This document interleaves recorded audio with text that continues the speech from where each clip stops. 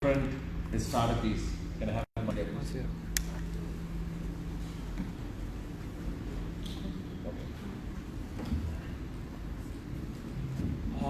Business with innovation which has potential to scale. Okay, that's very good. Any more? Okay, let's go back to Keyur's story because it's easy and he narrated it in a very nice manner. So they have identified a problem, they tried to solve it, but the trick and the scaling happened. When did that happen? What time? When the penetration of internet came and it became repeatable. When 100 tickets became 1,000, 1,000 became 100,000. So until that juncture, you are attempting to master a business model. Technology is incidental, as he said, and not because I'm an engineer, but still technology is incidental. I'm a mechanical engineer, and technology is sheer logic. So, and what you do until then as a startup is try and identify a known problem, a repeatable solution, which can be a business.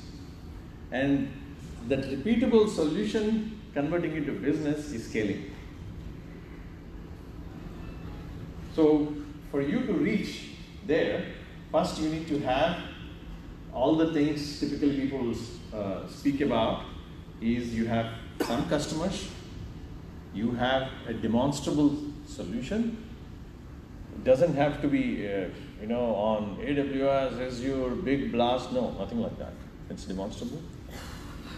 But I'll take a step back. How many of you heard lean or used it? Okay, very, very few.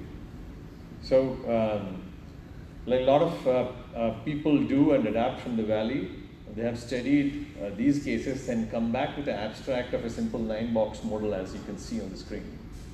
Very, very simple. It's open source. It's not. I did not author. I don't have any contribution to it. I'm using a just normal business canvas. If you honestly do this, you don't have to do your, how many MBAs in the room? Your big, thick business plan, which we all learned, that is redundant. I dare say that. And if you do this honestly, this 9-box model, this tells you how good, bad your service / product will suck in the first few years. Or will you have the bravado to walk the path, actually? Can you sit in the basement in Oklahoma like Keyur did?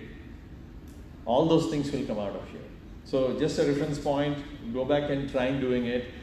In my day job, I do entrepreneurship in PwC. And we realized that we're a 150 plus years old company, 200 plus thousand people, and 150 plus countries, 158. We are made for size, we are not in scale, not for speed. We realize that.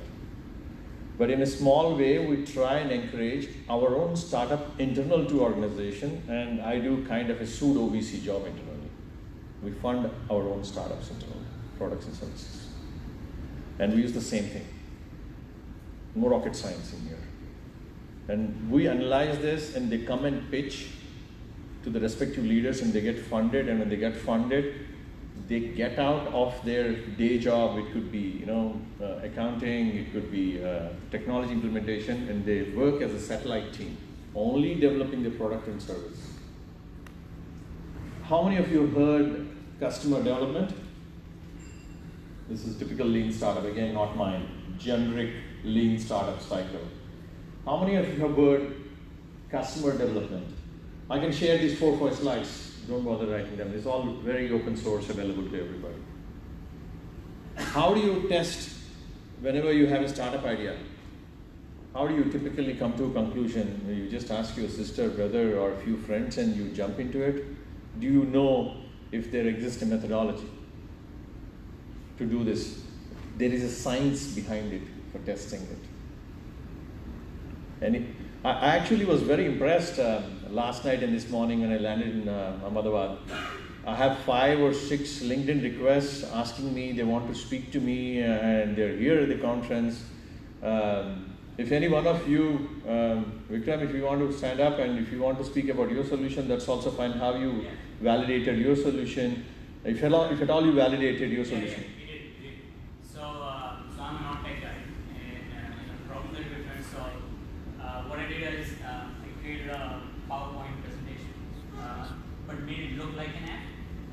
Send it to potential customers that, hey, without giving any context, and then just hear their feedback.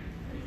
How do they perceive what they see? How do they, are they thinking in the way that we want to promote it? Right? So, without writing a single line of code. Without writing a single line of code, we really started saying that, this is what we are thinking. Is it in line with a problem that a customer is trying to solve for? No, fantastic. That actually is called customer development. You don't go by what your spouse have ordered you last night to do and leave the job, or what your friends told you when you're drunk, when you went to that Union Territory, etc., etc. There is a scientific method to the madness. And again, not trying to blow my trumpet, we typically do this for 6 months before we write a single line of code. And we use some concepts, again, imported, adapted from the Valley. These are all very simple design thinking things, no rocket science again. We use very similar things. We make wireframes, no line of code. This is made by the guys who have come up with the idea, and they show it, they do not tell. And we teach them interviewing techniques. Because as consultants from PwC, we are trained to talk a lot. Blabber, boss idhar davane ka, isme se kuch aayega, report, beautiful reports. No. Shut up and show the interface, which is a mock. Nothing is there.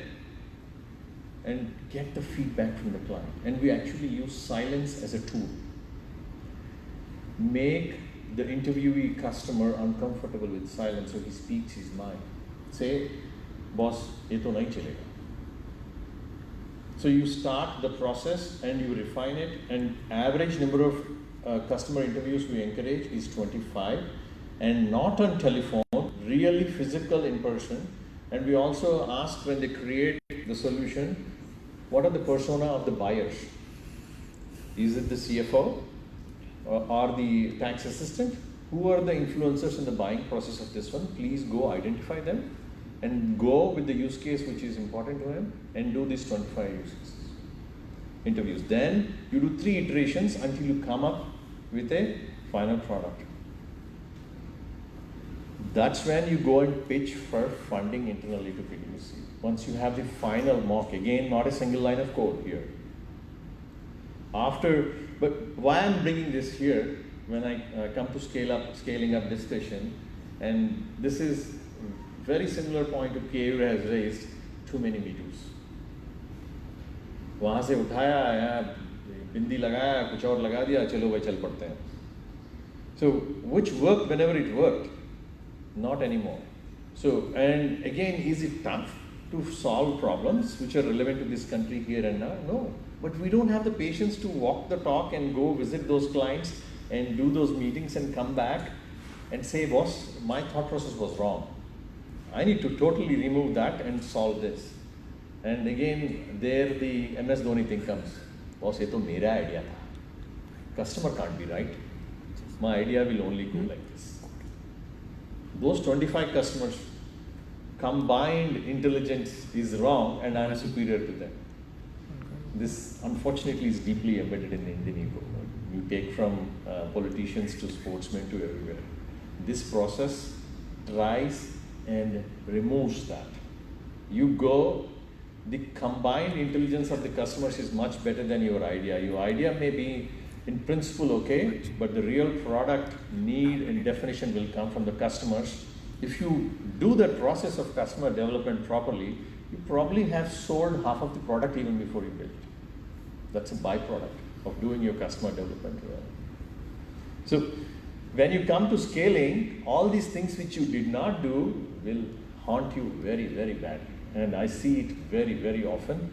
because they may have some user testing, and they have done the product development even without actually doing. Once they enter the MVP stage, they are trying to redesign the use cases all over, which should have been done long time back.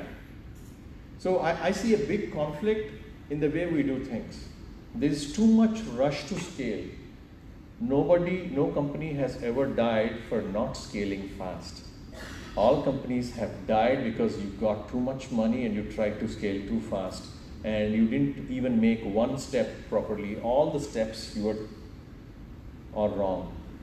Take conservative steps, but scale properly. Now let's come to scaling. And we also discussed about how to find a co-founder. I take this example from Chairman Mao, and it's typically quoted by Guy Kawasaki very, very commonly. Let 1,000 flowers bloom. Try and solve a lot of problems in and around your core solution as much as you can. Doesn't mean every single problem. If you take the logistics thing, which you pointed out, it's better to use Blue Dart, whose core business is logistics, and trying to build yourself. You have to use the ecosystem, let it build. You can't choose your battles. You can't solve everything, but solve the things which are closest proximity to your wagon wheel. Don't try and jump onto something else. You will be stretched beyond. Another thing which reminds me when Keyur said none of the investors bothered him.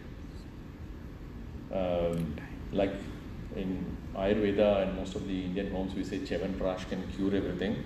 If you have good sales ticking, it's a cure for all sales startup problems.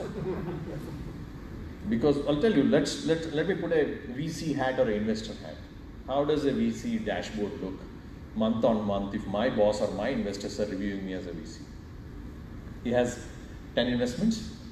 On average, 7 of them will be really sad shape, and 3 of them will be doing okay, 1 of them will be doing good. Will he spend time on 1 which is doing good, or the remaining 7 or 8? If sales are ticking, he will not give a damn. He will say, this guy is the best boy in my class. I don't want to. He'll actually tell stories about you to the remaining 8. So, okay, then for sales to take, you can't be a rock star on your own. Especially once you jump onto the scaling wagon, please get the team of 3, 4, whatever it is. You can't manage your finances, you can't be a logistics guru, you can't be a CTO on your own. Those Rajnikants exist only in Chennai, not in here. So please get real in life. Get a team much better than you in their respective faculty. Don't try to bring templates. Your template will only have a fight with you. Nothing more than that. You're not going to achieve anything. So if you are an A, bring an A+ in that specific department to lead it. You always should build a team which complements you, does not replicate your skills. That's so much about scaling for me. But last thing where we guys make a lot of business is the process of becoming a large company, whether you like it or not, processes and systems. When you're on a shoestring budget of 10 people, 20 people, everything can be ad hoc because we all sit in a room, everybody knows everybody's ethics, and you have few vendors and maybe just 100,000 lines of code. Everything is manageable in a room of 20 people. Once the room becomes a hall, 100 people, you need process. From the way you travel, to the way you check in your code into Git, to the way deployments happen on the cloud, to the way cybersecurity is managed, you need process and systems.